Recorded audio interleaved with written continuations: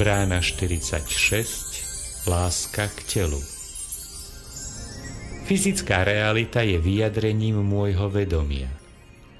Pozerám sa na svoju realitu, ktorá odráža moje myslenie a presvedčenie späť ku mne. Som zreteľný, vedomý a bdelý. Môžem upraviť svoje myslenie tak, aby som vytvoril akýkoľvek fyzický zážitok, ktorý si vyberiem.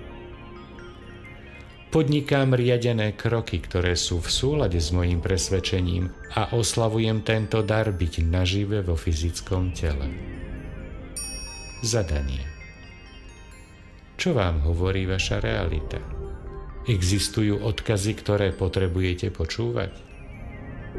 Druhé. Čo vás odrádza? Tlačíte alebo dovolíte? Čo musíte urobiť, aby ste dovolili a nie rozmýšľali nad tým? Sú vaše zámery a činy presným odrazom skutočnej túžby vášho srdca?